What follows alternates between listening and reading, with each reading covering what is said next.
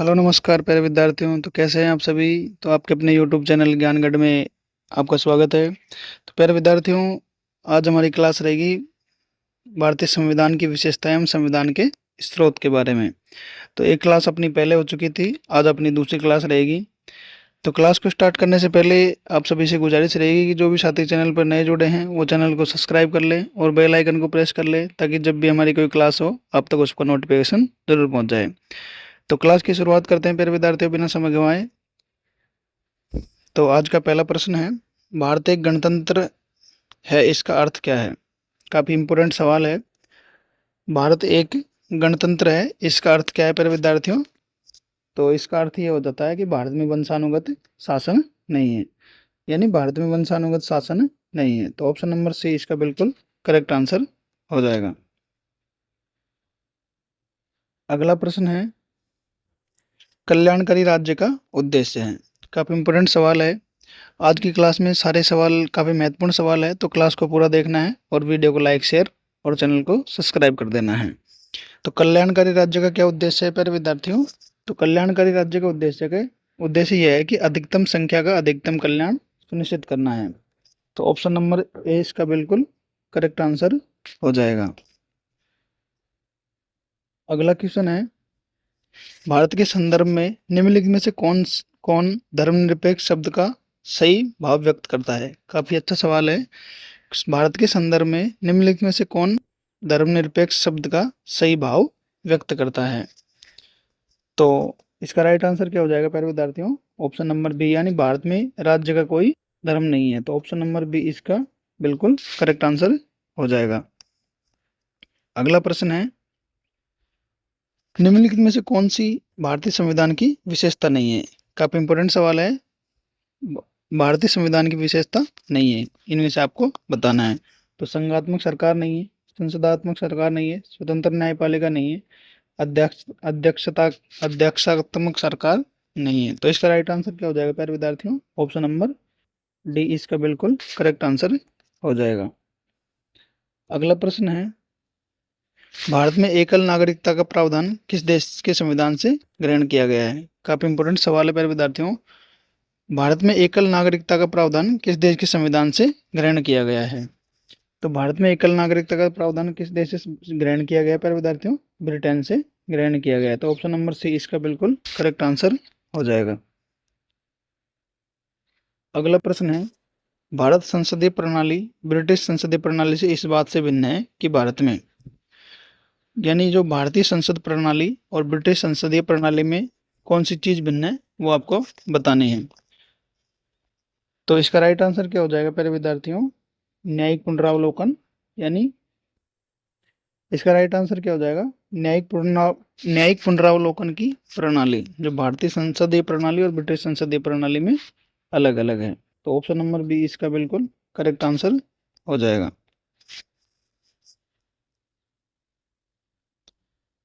अगला प्रश्न है, भारत की पहली पंक्ति हम भारत के लोग किस देश के संविधान से ग्रहण की गई है। काफी अच्छा सवाल है प्यारे विद्यार्थियों। भारत की पहली पंक्ति हम भारत के लोग किस देश के संविधान से ग्रहण की गई है। तो हम भारत के लोग, भारत की प्रस्तावना की पहली पंक्ति किस देश से संविधान से ली गई है। तो अमेरिका के संविधान से ली गई है। तो ऑप्शन नंबर सी इसका बिल्कुल करेक्ट आंसर हो जाएगा। अगला प्रश्न है, भारत में राजनीतिक व्यवस्था के मूलतः लक्षण है। काफी अच्छा सवाल है प्यारे विद्यार्थियों। भारत में राजनीतिक व्यवस्था के मूलभूत लक्षण हैं। तो भारत में राजनीतिक व्यवस्था के मूलभूत लक्षण क्या है प्यारे विद्यार्थियों। यह एक लोकतांत्रिक गणतंत्र है। तो ऑप्शन नंबर ए इसका बिल्कुल करेक्ट आंसर हो जाएगा। अगला प्रश्न है, भारतीय संघीय व्यवस्था की एक विशेषता है। काफी इंपोर्टेंट सवाल है।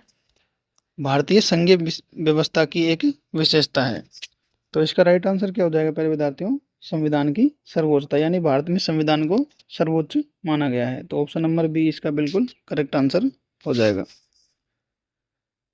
अगला प्रश्न है, निम्नलिखित में से किससे विनिर्धारित होता है कि भारत संविधान परिसंघीय है। काफी अच्छा सवाल है कि निम्नलिखित में से किससे विनिर्धारित होता है कि भारत का संविधान परिसंघीय संविधान है।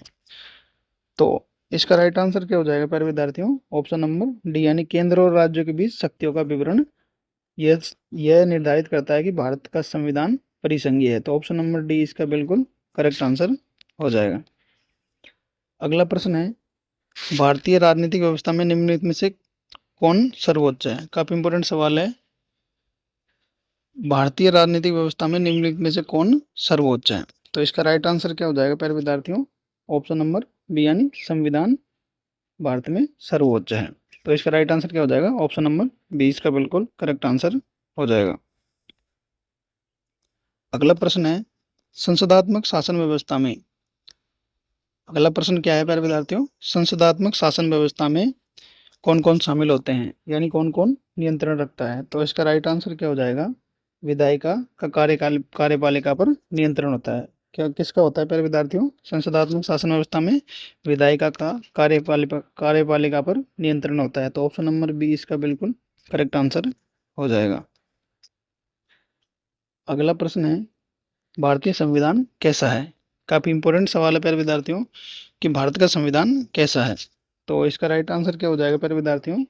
अंशतः कठोर और अंशतः लचीला है, यानी लचीला और कठोर दोनों तरह का है, दोनों तरह का है। तो ऑप्शन नंबर डी इसका बिल्कुल करेक्ट आंसर हो जाएगा।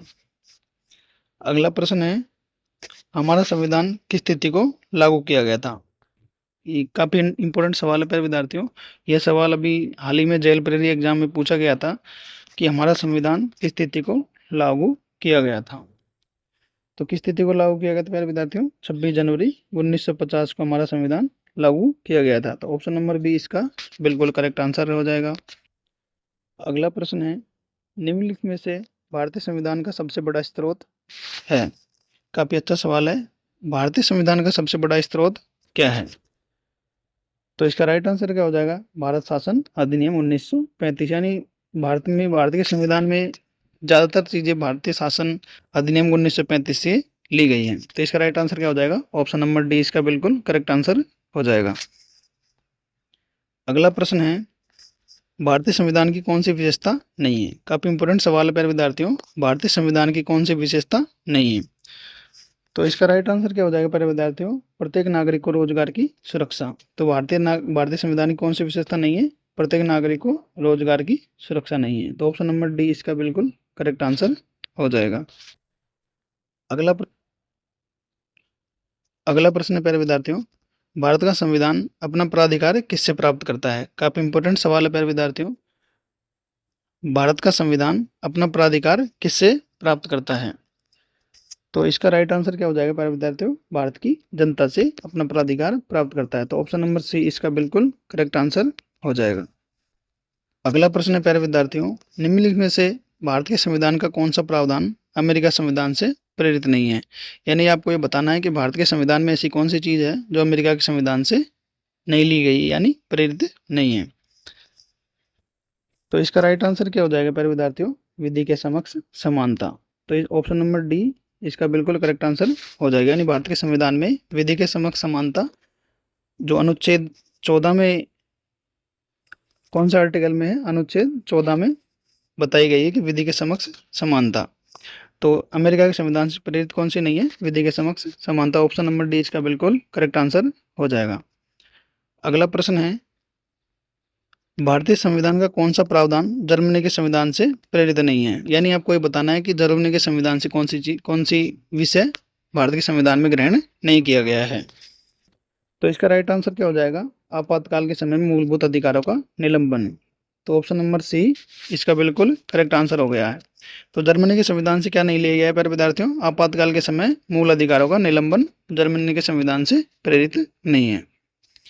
तो अगला प्रश्न है, भारतीय संविधान में संशोधन की प्रक्रिया किस देश के संविधान से ली गई है? काफी इंपोर्टेंट सवाल है प्यारे विद्यार्थियों ये, और यह सवाल प्रत्येक एग्जाम में पूछा जाता है। तो आपको याद रखना है, भारतीय संविधान में संशोधन की प्रक्रिया किस देश के संविधान से ली गई है?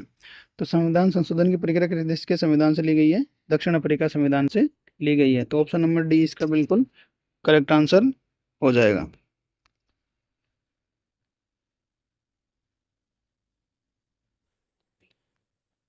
अगला प्रश्न है प्यारे विद्यार्थियों, भारतीय संविधान में वर्णित मौलिक अधिकार किस देश के संविधान से प्रेरित हैं? यानी मौलिक अधिकार किस देश के संविधान से लिए गए हैं?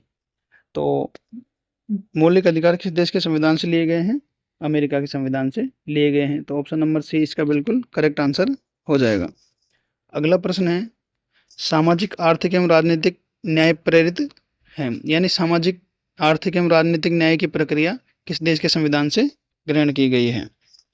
तो कौन से देश के संविधान से ग्रहण की गई है? सोवियत संघ से ग्रहण की गई है। तो ऑप्शन नंबर ए इसका बिल्कुल करेक्ट आंसर हो जाएगा।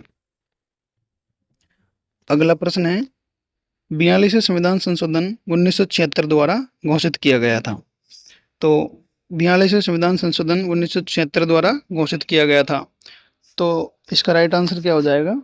भारत एक समाजवादी गणराज्य है। तो ऑप्शन नंबर बी इसका बिल्कुल करेक्ट आंसर हो जाएगा।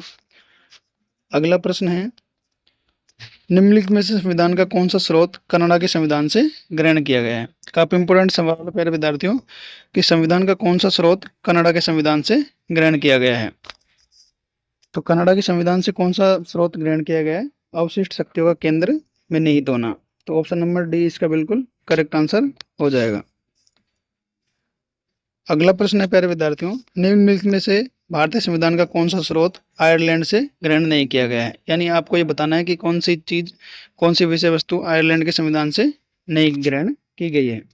तो इसका राइट आंसर क्या हो जाएगा? राज्यपाल की नियुक्ति की प्रक्रिया नहीं ग्रहण की गई है। तो ऑप्शन नंबर सी इसका बिल्कुल करेक्ट आंसर हो जाएगा। तो ये थी प्यारे विद्यार्थियों आज की हमारी क्लास। तो क्लास आपको कैसी लगी कमेंट बॉक्स में कमेंट करके जरूर बताएं। और आज के सभी प्रश्न काफ़ी इंपॉर्टेंट सवाल थे। तो क्लास को जो भी साथी चैनल पर या वीडियो को बाद में देखते हैं वो चैनल को सब्सक्राइब कर लें और बेल आइकन को प्रेस कर लें, ताकि जब भी हमारी कोई क्लास हो या वीडियो अपलोड हो आप तक उसका नोटिफिकेशन पहुंच जाए। तो मिलते हैं अगले वीडियो में, तब तक के लिए धन्यवाद। राम राम।